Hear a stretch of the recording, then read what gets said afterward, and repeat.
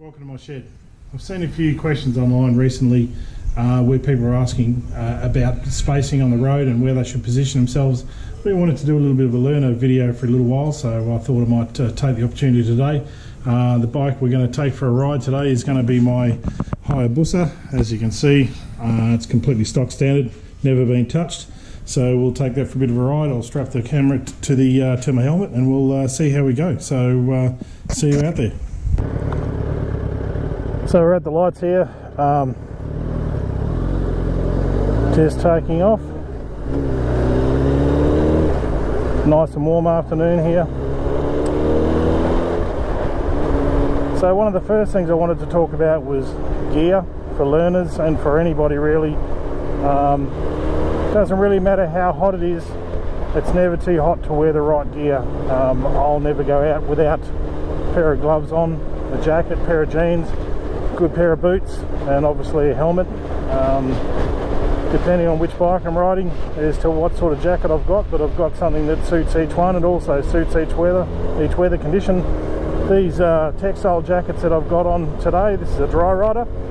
These are great because they're really good for a whole range of weather circumstances. So from really hot like it is now, and I've got no liners in it at all. It's just got the padding going through and the fresh air coming through the mesh, to a rain liner and to a warm weather liner, cold weather liner. So they can be quite warm when it's really cold. So I find these cover a great range of weather conditions, but I do prefer the leather jackets myself. But anyway, it's a bit too warm for it today.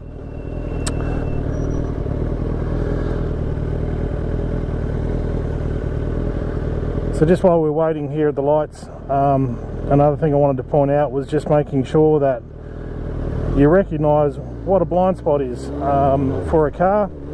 And pretty much where I'm sitting right now, you can see me just behind the guy's driver's door. If he looked in his mirror, he wouldn't be able to see me now. So I'm just going to slow down a little bit. So the way I see it is that either you're right next to the guy's head or you're behind his tail light. So at least if he does do a quick lane change on you, well then he's not going to take you out even if he doesn't see you. But if you're right up next to the guy's driver's door, well then he had to be half blind not to see you. So pretty much I'll either be sitting here where I am now, or I'll get in front of them just so that I make sure that they know I'm here. Otherwise you're taking a risk. So it doesn't matter how busy the traffic is, unless you're just taking off from a set of lights, you should never be sitting in that position. The other thing you might have just seen is, as I'm doing a lane change, you never just use your mirrors. Even though you might have good mirrors, these ones are a bit small, but even though you might have good mirrors, you never ever just trust them. And this goes for when you're driving a car as well. You should also be turning your head and looking in the lane next to you, because if somebody is in that blind spot of your mirrors, well then you're not going to see him. The next thing you know, you change the lanes on some guy. So every single time, without fail, before you change lanes on a bike, look over your shoulder. The other thing I have seen some queries about is regarding road position. So where I am right now, I'm in the right hand side of the left lane, so you will call this the slow lane, we'll call the other one the fast lane. This is pretty much where I'll sit, and the way I see it is that I should be in the centre of the road, so I'm just going to jump over in the other lane.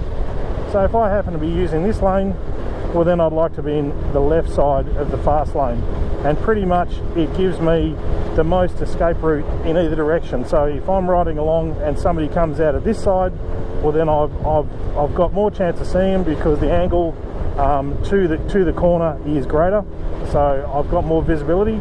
Plus I'm already over this way a little bit, and the same goes for this other side. If somebody's coming out from the right and they don't see me, then I've got all this left side to go, and because I'm trying to pay attention of where I am and who's around me, is I will generally know that there's no car next to me. And if I did have to do an emergency lane change, there's a pretty good chance that there's going to be nobody there, and I don't have to sort of stop and think, am I going to run into somebody? So pretty much I'll either stay in the left lane, I'll stay on this side, in the right lane, I'll stay on the left side of that right lane, and that gives me the sort of most road area to make manoeuvres.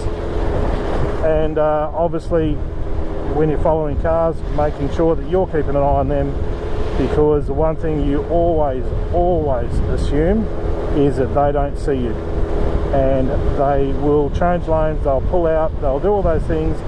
It's nice when they don't do it, but you should always expect them to. So when somebody's like this guy's obviously clearly indicating to turn right, so I don't need to worry too much about him. But you still never trust him 100%. Like, he might decide he wants to go straight, but still he's got his own lane, so we're okay there.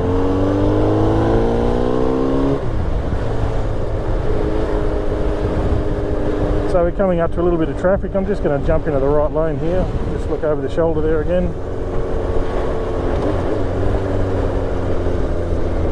And again, just making sure that everything around me is clear. The other thing, I don't think it's so important on dry roads, but you can see in the middle of the road there's that dark strip. So this is where all the cars are pulling up and they're dropping oil. And I can tell you, when it's wet, particularly if it hasn't rained for a while, the roads can be quite greasy, and that strip there in particular will be very greasy. So as a rule, in wet weather you would never stop in there or use that for braking, so you're always be in this area here where you can see it's a little bit grayer, and the road surface is going to be much better for you if you need to do some braking and need to use whatever available traction is. But as I say, one thing to always be aware of is if it hasn't rained for quite a while, and we live in Perth here, and we do have very long dry spells, so that first rain, after a long dry spell, you will find that the roads will be extra slippery, so you do need to take extra care. Now, I'm not going to get into lane splitting or filtering or anything like that. I do it, and it's my risk to take.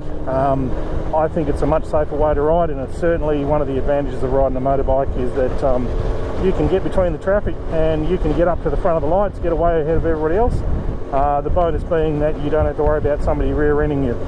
I don't usually have too many people trying to cut me off or do anything like that, but I have heard others where people try to close them off, and it has happened to me in the past, but not for quite a long time, so I don't usually worry about it. Anyway, there's a couple of little pointers for you. Hope you can make some use of these and be a safer rider. And if you've got any comments, or if you've got any other bits that you would like me to cover specifically, by all means drop me a line, and then hopefully next time this motorbike will be probably looking a little bit better, although knowing the way I work it probably won't. So anyway, take care, and we'll see you on the road.